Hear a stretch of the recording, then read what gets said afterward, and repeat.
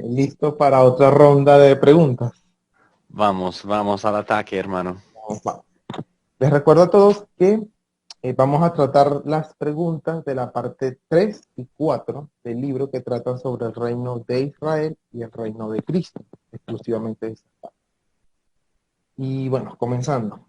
Una lectora aquí nos comenta que algunos maestros como S.G. de Graaf afirman que el pacto de Génesis 15 fue una visión o un sueño. Y esta pregunta, ¿qué consecuencias eh, traería o qué consecuencias importantes trae eso en el pacto con Abraham si sostenemos esa idea? Las escrituras describen ese proceso en Génesis 15 como una visión o un sueño, pero creo que eso no tiene consecuencias importantes para el pacto porque Dios se comunica con sus criaturas de varias maneras y los sueños son uno, constituyen una de las maneras en que Dios habla con los hombres en las escrituras. Entonces, el modo específico de la revelación no importa tanto como lo es la fuente de revelación, quien es Dios. Entonces, si Dios establece el pacto así, con esos detalles, si lo hace en un sueño o en otra manera, lo que importa es que Dios lo establece y los detalles o la manera en que Dios lo establece y los detalles que Dios instituye para cada pacto. Entonces, no veo una consecuencia importante, creo que no afecta si Dios lo comunica en esa manera o en otra manera, Dios se lo ha comunicado y aquí tenemos la revelación de Dios en diferentes formas. Correcto, correcto. En cuanto a las promesas pues, que se le da a Abraham en Génesis 17:6, las naciones, dice pues que naciones y reyes saldrían de Abraham. Ahora, ¿esto no se aplicaría también de manera física tanto a Ismael o los hijos que tuvo Abraham con Setura? Creo que sí, posiblemente significa la multiplicación de todos sus descendientes, que eran más que simplemente lo que nosotros consideramos el pueblo de Israel. Sin embargo, aceptando eso, o por lo menos la posibilidad de esto, las 12 tribus son el primer cumplimiento de esta promesa. Y todo eso es un tipo de las muchas naciones que creen en el Evangelio, porque Pablo conecta esas promesas con la iglesia y las muchas naciones que creen en Jesús, por ejemplo, al fin de Romanos y en otras partes. Entonces, en la tipología o en la revelación de las escrituras vemos varios niveles y varias conexiones. Y no es necesario siempre escoger o el uno o el otro. Vemos muchos descendientes en Ismael y sus hijos, sí, en las tribus, sí, también en las naciones que vienen al descendiente de Abraham, Jesucristo. Y todo eso constituye, como dijimos la vez pasada, el misterio de Cristo con muchas telas, muchas partes que combinan para formar la revelación de Dios o la revelación del plan de Dios que Él anunció en diversas maneras, en diversas porciones de la historia del mundo, pero finalmente en su Hijo Jesucristo. Claro, claro. También creo que se vería reflejado, ¿no? Cuando Dios le repite las promesas a Isaac y después a Jacob, que se va centrando, ¿no? Sí, Perfecto. Hay una pregunta bastante interesante, un poco larga, que trata sobre básicamente dos o tres capítulos que hablan sobre el pacto de Abraham, capítulo 12, 15 y el 17. Dice así la pregunta: el pacto abrahámico, según los capítulos 12 y 15, sería un pacto de gracia. Hasta este punto, Abraham no habría entendido que el pacto es incondicional a su descendencia natural y no solo a nivel nacional. Al agregar a un pacto de gracia una ley de obediencia para convertirlo en un pacto de obras, ¿no es también en cierta manera modificar la promesa realizada hasta el capítulo 15? Es decir, esta persona sigue comentando. Antes se le prometió que a su descendencia, se le prometió a su descendencia sin ninguna limitación, pero ahora se le dice que no será todo, sino solo a las que cumplan con el rito de la circuncisión. Ahora bien, que ellos tengan sus propios gobernantes o su propia jurisdicción, ¿no es algo implícito cuando se le promete una propia tierra? Y una cosa es tener una tierra como propiedad y otra es tenerla como concesión de parte de otro pueblo. En este caso, Dios le está prometiendo una tierra propia. ¿Cómo se vería eso allí? Hay varias preguntas en la pregunta, entonces déjeme contestar en partes. Ah, Primero, cuando leo preguntas como esta, que son buenas preguntas, personas que están leyendo, pensando, preguntando, eso es bueno. Cuando veo preguntas como esta, quiero que la gente empiece a escapar de ciertos límites sistemáticos en su teología pactual. Por ejemplo, la idea que un pacto es condicional o incondicional. ¿Por qué crees esto? No es una verdad absoluta. Quiero que la gente considera o reconsidera las presuposiciones de su teología pactual. Por eso hice la primera parte del libro de la metodología para examinar. ah, y creo que esta pregunta presupone que un pacto o es condicional o es incondicional. Y nuestra teología pactual proviene de un estudio de lo que Dios pactó con los hombres, no de nuestras suposiciones o presuposiciones. Entonces, si Dios no menciona obligaciones o sanciones en Génesis 12 y 15, pero sí las menciona o añade esas cosas en Génesis 17, entonces así es el pacto. Así es. Nosotros no tenemos que asignar una categoría. Y si mis categorías no corresponden con esto, con Génesis 12, 15 y 17, si mis categorías no corresponden con la revelación en las escrituras, entonces el problema está en mis categorías, no en el pacto que Dios hizo con Abraham. Pero Dios es necesario que sea condicional o incondicional, pero Dios no está jugando según las leyes. No, no hay leyes para pactos que Dios tiene que guardar. El pacto es lo que Dios lo hace, y no más, no menos. Entonces, podemos afirmar con la pregunta, sí, no hay condiciones en capítulo 12, capítulo 15, y sí hay en capítulo 17. Y así estamos simplemente reconociendo lo que Dios ha establecido en esos capítulos. Y entonces, al fin, nuestro entendimiento del pacto abrámico se conforma con lo que Dios ha revelado en su palabra, no de nuestro sistema que ha cambiado los detalles para conformarse al sistema. Estamos conformando la teología pactual a las escrituras, no las escrituras a nuestra teología pactual, en este caso. Ahora bien, acerca de la tierra, si la promesa de la tierra implica entonces también una promesa de reyes, pues en Génesis 17 Dios promete reyes a Abraham. Entonces la idea de gobernantes en la tierra prometida, si está implícita antes, está explícita entonces, cuando, por lo menos en Génesis 17, y esa promesa de reyes se repite en otros contextos también después. Correcto, correcto. Y hablando pues en la parte de las promesas aseguradas o garantizadas nacionalmente o individualmente, aquí hay una pregunta interesante.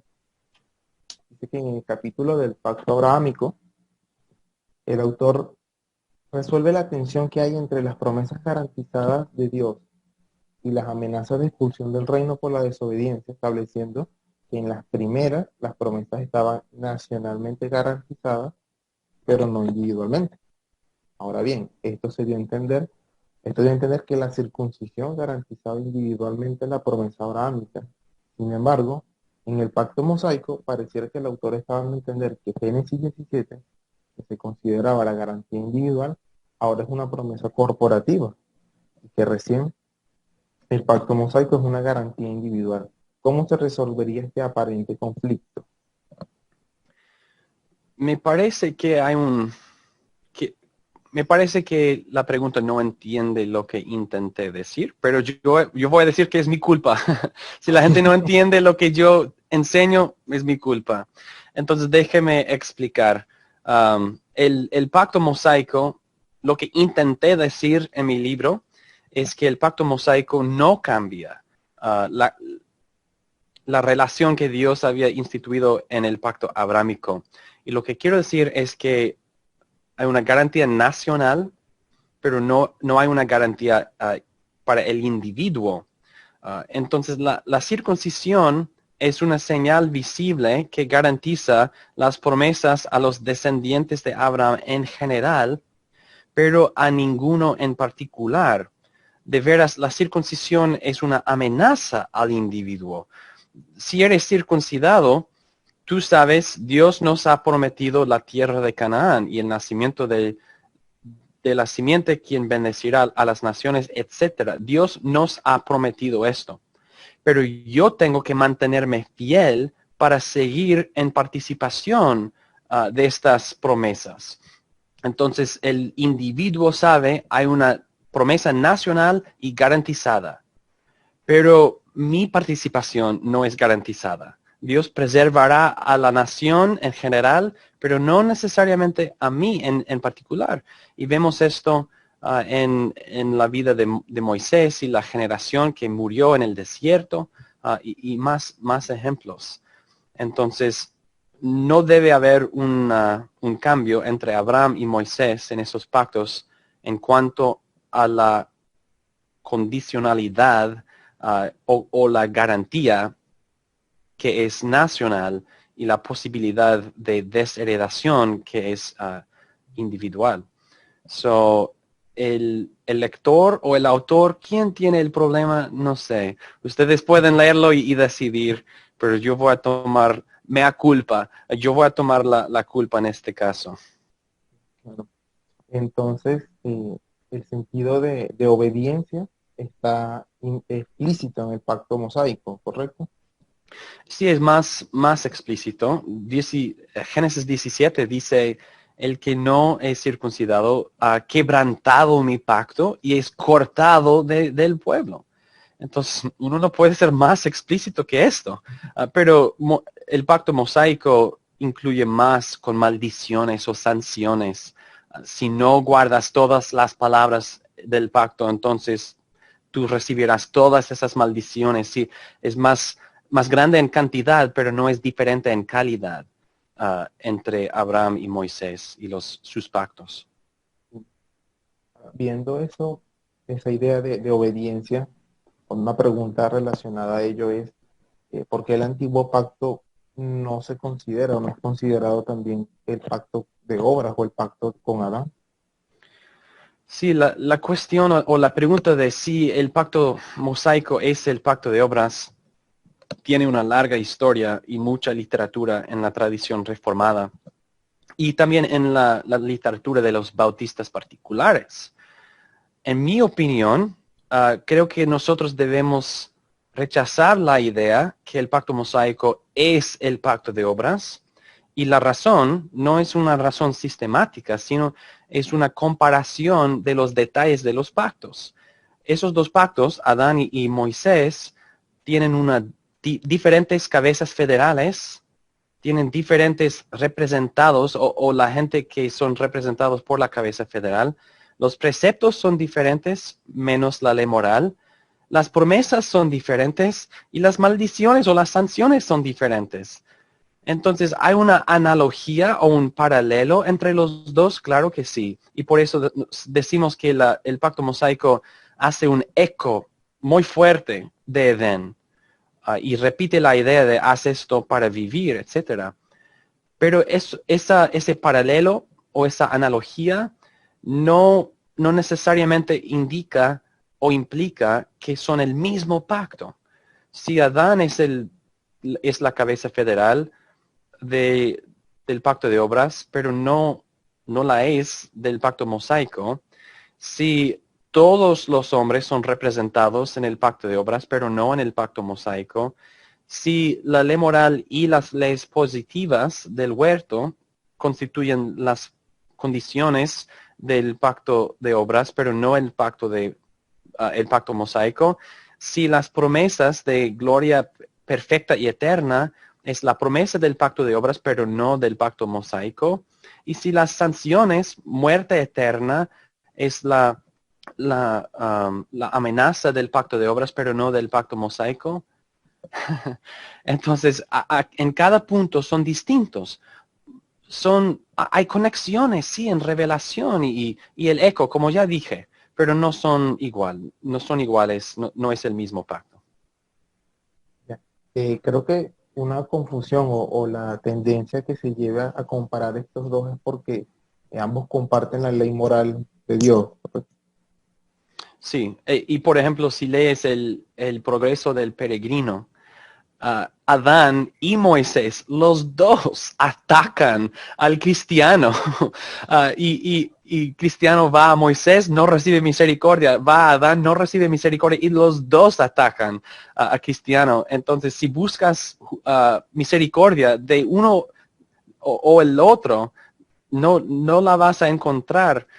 Entonces, los dos pactos condenan, aunque sean distintos y diferentes. Sí. Y hablando del pacto de obras, R.C. Sproul dijo una vez que el pacto de obras jamás fue abolido. Cristo cumplió con lo que Adán no pudo y somos justificados por la obediencia de Cristo, como lo dice Romanos 5:19.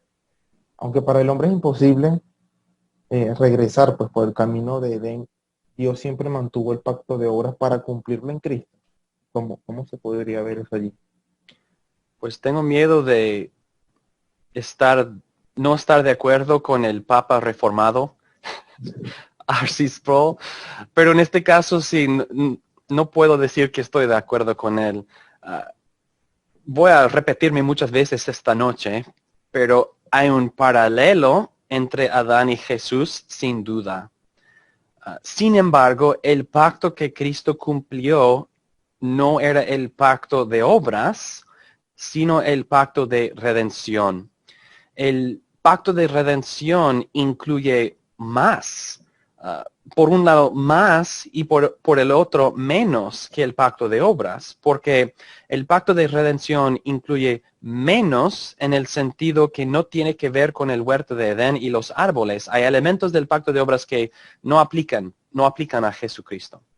Y el pacto de redención incluye más que el pacto de obras en el sentido que requiere encarnación, requiere obediencia a los pactos de Israel, requiere una muerte expiatoria. Entonces, otra vez, hay un paralelo muy fuerte que Pablo menciona en Romanos 5, por ejemplo, entre Adán en el pacto de obras y Jesucristo y el acto de desobediencia y el acto de obediencia. Claro que sí, afirmamos todo eso. Pero en mi opinión, creo que no es correcto decir que Cristo cumplió el pacto de obras o que el pacto de obras era el pacto que Jesús guardó o satisfizo o cumplió para nuestra redención. Y otras razones, muchos creen que la gloria al cual Jesús nos lleva va más allá de la gloria que Adán hubiese obtenido en el pacto de obras. Así que afirmo junto con Sproul que Cristo triunfó donde Adán fracasó, pero eso no hace que los dos pactos sean iguales. Y si Cristo hubiese cumplido el pacto de obras, siendo una nueva cabeza federal, no alcanzaría su justicia a todos los hombres, así como la maldición del pecado alcanzó a todos los hombres. Entonces creo que la idea es buena y correcta más o menos, pero cuando uno examina en más detalle lo que afirma, eso no es tan exacto como debe ser y creo que no es digno de recibir o no es digno de expresar en esa forma. ¿Afirmo lo que Sproul afirmó?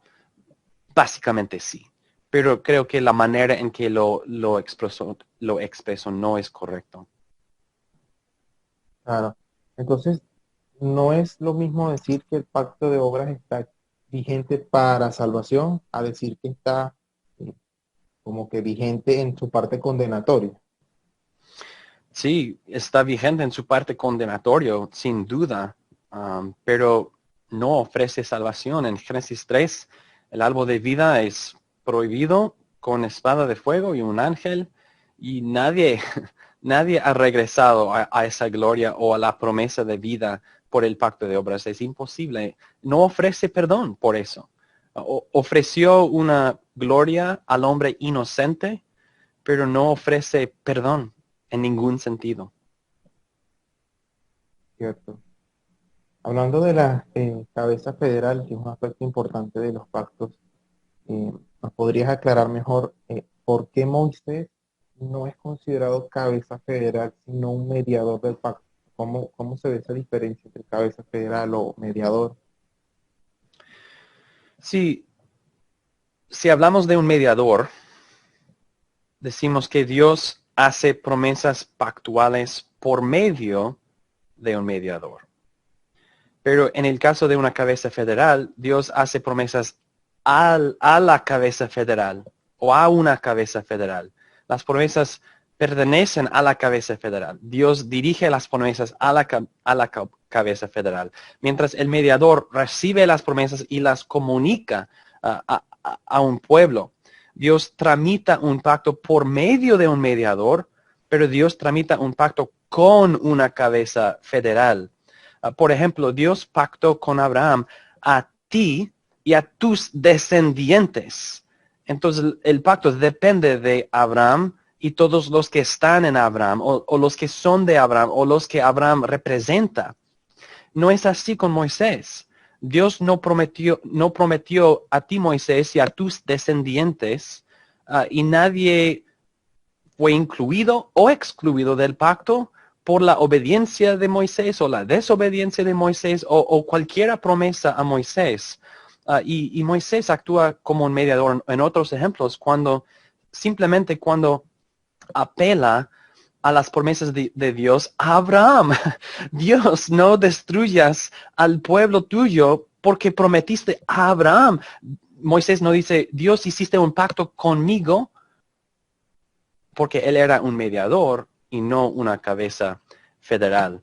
Entonces podemos decir básicamente, sencillamente, Dios tramita un pacto por medio de un mediador, pero Dios tramita un pacto con una cabeza federal. Claro, claro. Y bueno, más adelante en tu libro comentas que la cabeza federal, ¿no?, del pacto mosaico termina siendo el rey que más adelante se levantaría. Sí, y en esos casos vemos que la gente sí son bendecidos o maldecidos, o reciben bendición o maldición con relación al rey y su justicia o injusticia, su obediencia o su desobediencia. Y, y el rey, ¿cómo se dice? Y el rey era como su padre David y hizo lo recto en los ojos de Jehová. Son bendecidos, sus ejércitos tienen éxito, son protegidos y bendecidos. Pero si el rey es malo, no hizo lo recto en los ojos de Jehová, entonces Dios da victoria a sus enemigos, ellos sufren muchas consecuencias, etcétera. Pero no solamente el rey y su familia, sino toda la nación. ¿Cuántas personas murieron, fueron matados por los asirios y los babilonios por la desobediencia de los reyes? Ellos sí eran cabezas federales, pero Moisés era un mediador. Claro. De hecho, esto también podría explicar por qué cuando Moisés peca, solamente él no entra a la tierra prometida, pero la siguiente generación sí pudo entrar. Exacto. ¿Correcto? Y hablando de esta ley, de la ley mosaica, cuando un israelita escuchaba la ley, esta ley no le enseñaba que era incapaz de cumplirla y así pues solamente tener que buscar la misericordia, como se escucha varias veces al salmista hablar sobre esta ley.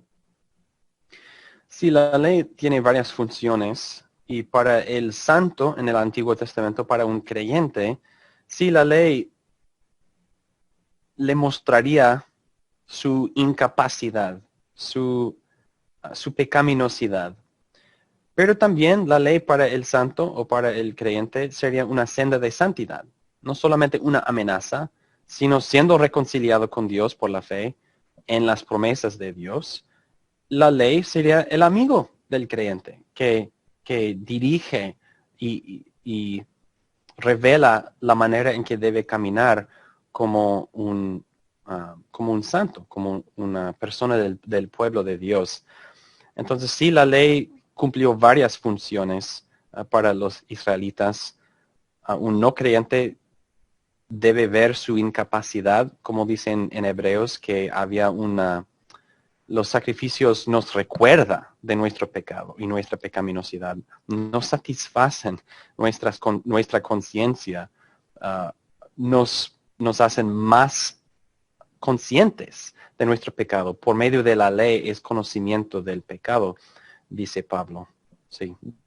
¿Y cómo vemos a estos israelitas una gran parte pues, de los israelitas que veían la ley como un medio de justificación? O sea, ellos mismos se vanagloriaban de la ley.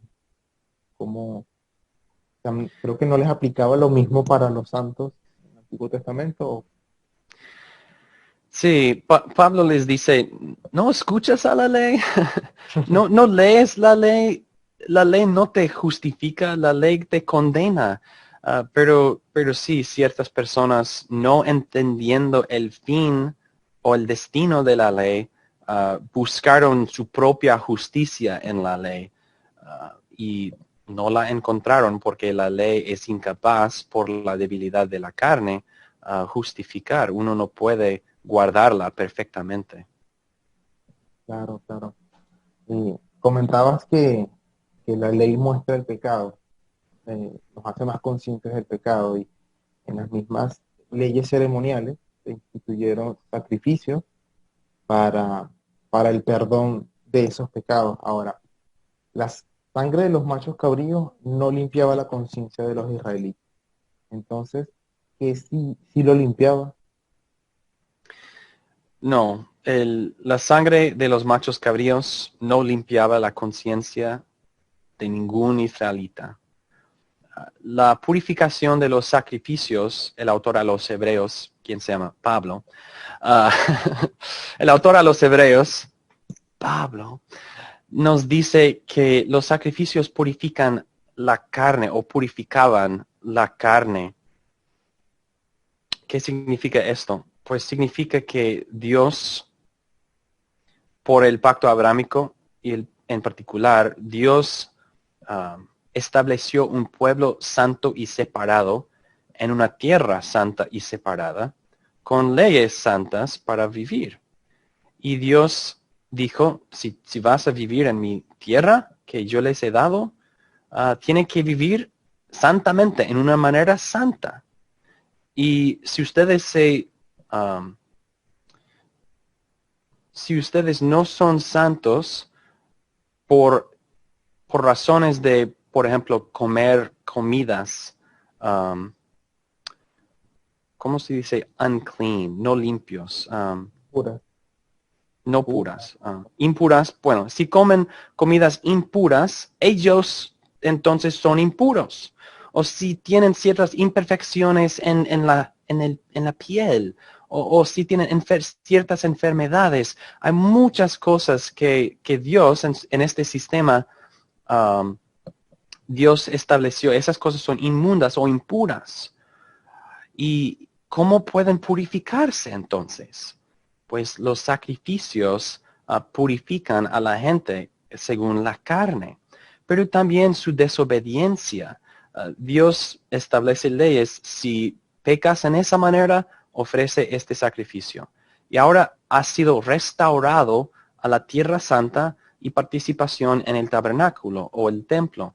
Toda esa santidad es externa. Y los sacrificios ofrecen verdaderamente una purificación externa, una purificación de la carne. La sangre del animal me restaura a la santidad ceremonial, la santidad externa. Entonces, si la sangre de los machos cabríos no limpiaba la conciencia, entonces si no, ¿qué sí la limpiaba? ¿Qué limpiaba la conciencia en el antiguo pacto? Y ahora nosotros vemos que la sangre de Jesucristo alcanza a todas edades. La sangre de Jesucristo alcanza a todas edades.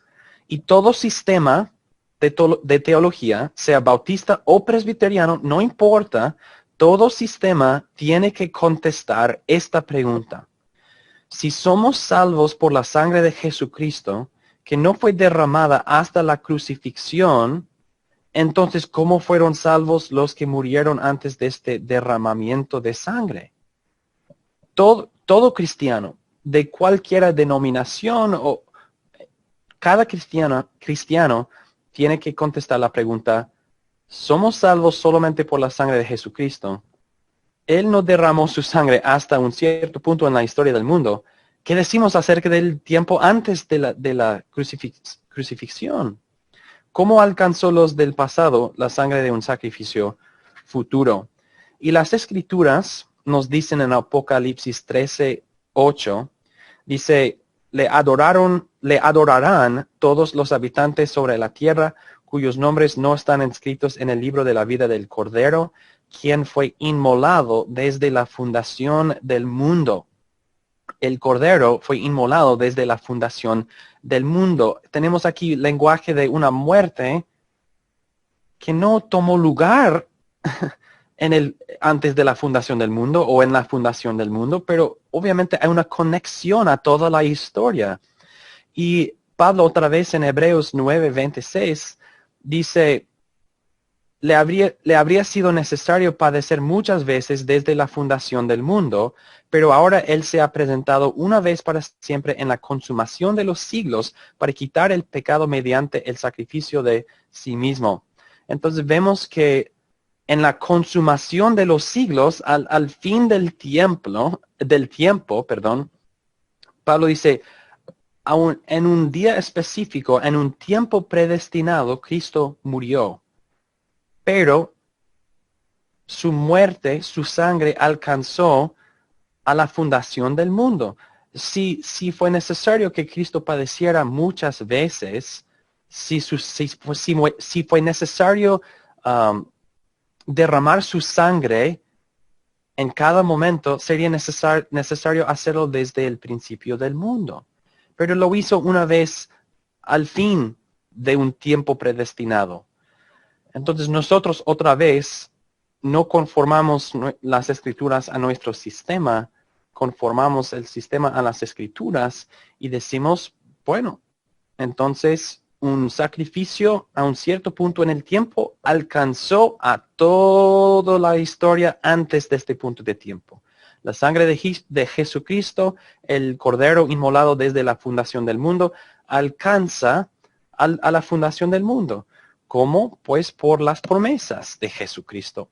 Las promesas directas, las promesas tipológicas, toda esa revelación, el misterio de Cristo, reveló a Jesucristo suficientemente para la salvación de los santos. Y sabemos esto no solamente por esos versículos, sino también, por ejemplo, Hebreos 11, donde hay personas que tienen la misma fe como la de nosotros y con la misma herencia como la de nosotros. Abraham, esperando una tierra mejor que Canaán.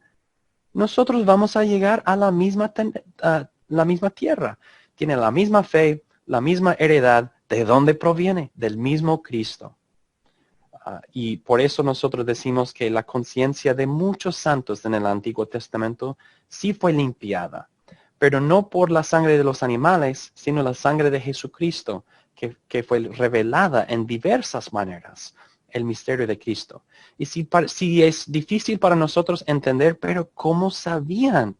Debemos reconocer, si las Escrituras nos dicen que entendían lo suficiente, así es. No fue necesario que ellos entiendan exactamente qué es la justificación y cómo decirlo. Y ellos entendieron lo que Dios había revelado. Y eso era suficiente. ¿Entendemos nosotros todo perfectamente? No, un grano de mostaza. Si un grano de mostaza es suficiente para justificar. Si la fe es tan pequeñita como un grano de mostaza, es suficiente porque lo que importa no es el sujeto de la fe, el creyente, sino el objeto de la fe, Jesucristo.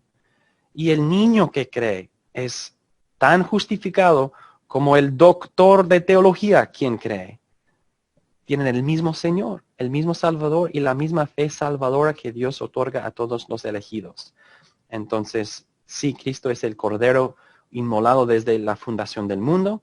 Había muchos santos en el Antiguo Testamento y somos uno con ellos, una iglesia con ellos, y una iglesia con todos creyentes en toda la historia, porque Cristo es nuestra cabeza federal, Cristo es nuestro Señor y Salvador, nuestro mediador también y sumo sacerdote. Wow, qué, qué- qué bueno escuchar eso. En Hebreos 9:15 dice que así que por eso es mediador de un nuevo pacto, para que interviniendo muerte para la remisión de las transgresiones que había bajo el primer pacto, los llamados reciban la promesa de herencia eterna. Ahora hay una pregunta cercana a esta, derivada, pues. Em, Nosotros vemos cómo el pacto de gracia se va revelando a través de la tipología y se establece con la obra de Cristo. Algunos que dicen que si el pacto de gracia no estaba establecido formalmente en el antiguo pacto, entonces dicen pues que no se puede aplicar la sangre de Cristo retroactivamente a los judíos creyentes. Y la pregunta sería esa, ¿cómo los santos del Antiguo Testamento formaron parte de los beneficios de un pacto que aún no estaba establecido, sino que estaba revelado? Pues creo que ya hemos dicho o ya hemos dado la respuesta en que los santos creyeron en las promesas que Dios había revelado y aún, para repetirlo, aún el presbiteriano, el hermano presbiteriano, quien cree que el pacto abrámico y el pacto mosaico son el mismo pacto como el pacto de gracia o el nuevo pacto, aún para este hermano tiene que contestar la pregunta. Entonces, un sacrificio del futuro limpia las conciencias de la gente en el pasado. ¿No? Sí, ok. Entonces, el sacrificio es lo que limpia, lo que salva. Y la pregunta de cuándo fue establecido exactamente esto o el otro, no importa tanto en aquel momento. Pero nosotros, estudiando las escrituras, en Hebreos dice que el establecimiento del pacto tomó lugar en la muerte de Jesucristo. Nenomethetetai. Nomos es ley. Fue hecho una ley. Fue establecido definitivamente. Fue puesto en lugar cuando Cristo murió en la cruz, cuando derramó su sangre. Pero ya dijimos que esa sangre alcanzó a todas edades. Y los hermanos que dicen el pacto de gracia no tenía uh, nos critican y dicen en tu sistema el pacto de gracia no tenía una forma externa entonces en el Antiguo Testamento y no fue establecido. Y nosotros decimos, ¿y antes de Génesis 17? ¿Qué fue la forma externa del pacto de gracia? Y ahora tienen que presuponer pues obviamente Dios había establecido algo y cosas así. No, es lo que es según las escrituras. Um, y no tenemos que suponer nada.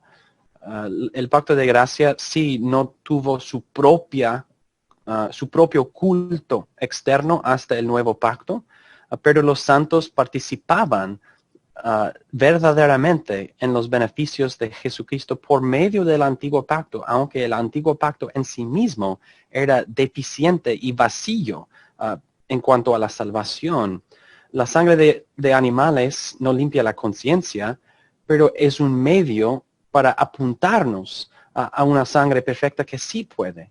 Así como la serpiente de bronce y como maná Jesucristo dice, yo soy la serpiente levantado en el desierto. Yo soy el maná del cielo, no de la tierra. Jesucristo es el cumplimiento de todos esos tipos. ¿Cómo es que sabían que había más que esas cosas? Es difícil saber. Pero si Dios dice en Hebreos 11 que tenían fe y vivían por la fe, así es. Una fe que corresponde a la revelación que Dios les había dado. Eso es suficiente para mí porque era suficiente para ellos.